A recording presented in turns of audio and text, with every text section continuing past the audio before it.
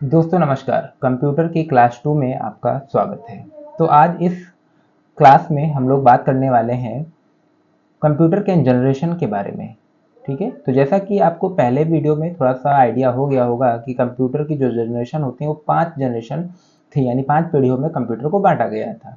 तो आज इस वीडियो में हम ब्रीफली पढ़ेंगे, थोड़ा सा गहराई से पढ़ेंगे कि कंप्यूटर की वो 5 पीढ़ियों में क्या क्या चीज़ें आती हैं। ओके, तो कंप्यूटर के विकास और तकनीकी विशेषताओं के आधार पर इनको जो है 5 पीढ़ियों में बांटा गया है, यानी टेक्निक और प्रॉपर्टीज के आधार पर यहाँ पर इनको 5 जनरेशन में डिवाइड किया गया है कंप्यूटर को। फर्स्ट पीढ़ी 1940 से 1956 तक चली। जो तकनीक टेक्नोलॉजी थी वो वैक्यूम ट्यूब थी। ठीक है, वैक्यूम ट्यूब थी। और इसमें होता क्या क्या था, इसमें वैक्यूम ट्यूब का उपयोग होता था, यानी जो पहली पीढ़ी के कंप्यूटर थे उनमें वैक्यूम ट्यूब का उपयोग होता था। इनका आकार बहुत बड़ा होता था, बहुत अधिक बिजली की खपत होती थी, गर्मी अधिक उत्पन्न करते थे। और अगर इनकी भाषा देखा जाए तो इनकी भाषा जो थी वो मशीन भाषा थी, मशीन लैंग्वेज थी। उदाहरण में इनियाक और यूनिवैक। ओके, अगर हम सेकंड जनरेशन की बात करें तो ये 1956 से 1963 के अराउंड थे। और इनकी जो टेक्नोलॉजी थी वो ट्रांजिस्टर थी। जो कंप्यूटर बने उनमें ट्रांजिस्टर का उपयोग हुआ। आकार में जो पहली पीढ़ी के कंप्यूटर थे उनसे थोड़ा सा छोटे हो गए। बिजली की खपत इनमें कम हुई और गति की अगर बात करें थोड़ा सा ज़्यादा हुई प्रथम पीढ़ी के कंप्यूटर की तुलना में। भाषा अगर इसमें बात करें तो असेंबली भाषा थी। उदाहरण में अगर बात करें तो IBM 1401, IBM 1620, ये दो कंप्यूटर के नाम हैं। थर्ड अगर पीढ़ी की बात करें यानी थर्ड जनरेशन की बात करें 1964 से 1971, टेक्निक की बात करें तो यहाँ पर आईसी का चलन हो गया था। इंटीग्रेटेड सर्किट की में यहाँ पर यूज होता था कंप्यूटरों में। अब अगर आईसी की बात करें तो इसमें आईसी का उपयोग होता था, इंटीग्रेटेड सर्किट का उपयोग होता था। आकार और छोटा हो गया, गति और बढ़ गई, क्षमता अधिक हो गई। बिजली की खपत प्रथम और द्वितीय पीढ़ी से कम होने लगी।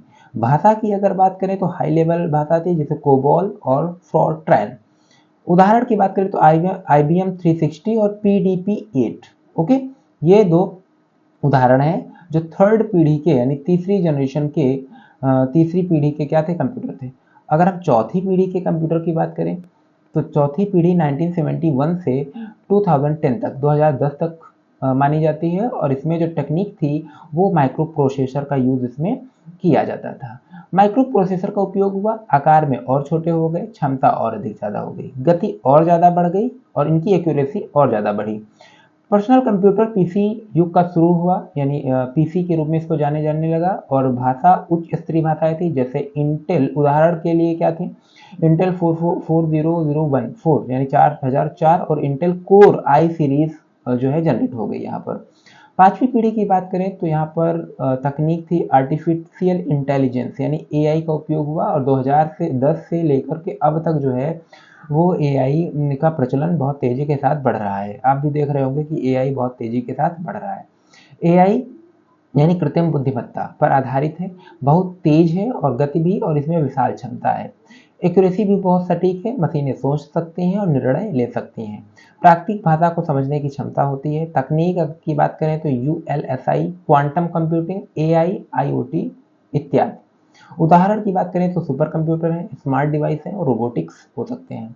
याद रखें कि कंप्यूटर का विकास लगातार बढ़ रहा है। हर पीढ़ी अपने पिछली पीढ़ी की कमियों को दूर किया है और कुछ ना कुछ सीखा है, उसे इम्प्रूव किया है। प्रत्येक पीढ़ी ने आकार और गति क्षमता अधिक सुधार किया है। ओके, पांचवी पीढ़ी की अगर बात करें तो एआई और भविष्य तकनीकें शामिल हैं। ओके, महत्वपूर्ण अगर तथ्य की बात करें तो पहला कंप्यूटर जो था इनियाक 1946 में था। इंटेल 4004 वाला माइक्रो प्रोसेसर 1971 में था। ओके, पांचवी पीढ़ी अगर एआई आईओटी की बात करें, रोबोटिक्स और क्वांटम कंप्यूटिंग शामिल है। नेक्स्ट अगर बात करें हम विशेषताएं की तो यहाँ पर देख लेते हैं कि कंप्यूटर की विशेषताएं क्या होती हैं। कंप्यूटर एक अद्भुत मशीन है, ओके, जो बहुत तेजी और सटीकता के साथ क्या करती है, कार्य करती है। इसकी कुछ जो है विशेषताएं हैं जो मैं आपको यहाँ पर बताने जा रहा हूँ। पहली तो है गति। कंप्यूटर की गति बहुत तेज होती है, लाखों करोड़ों की गणनाएं यह आसानी से कर सकता है। शुद्धता यानी एक्यूरेसी, कंप्यूटर में आप जो भी निर्देश देंगे उसे बहुत ही एक्यूरेसी के साथ वो काम करता है। परिश्रमहीनता यानी डिलीजेंस, कंप्यूटर बिना थके लगातार कार्य कर सकता है। बहुउपयोगिता वर्सेटिलिटी, कंप्यूटर विभिन्न प्रकार की गणना करने में सक्षम होता है, जैसे लेखन, चित्र, गेम, इंटरनेट आदि आराम से उस पर चल सकता है। बहुत एक्यूरेसी के साथ काम होता है।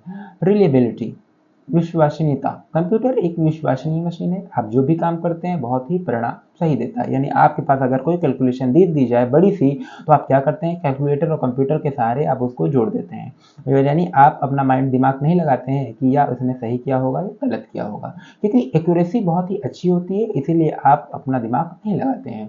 तो आपको विश्वास है। भंडारण क्षमता यानी स्टोरेज की बात करें तो ये बहुत डेटा स्टोर करने में सक्षम रहता है। स्वचालित ऑटोमेशन अगर की बात करें, कंप्यूटर निर्देशों के आधार पर अपना कार्य कर सकता है।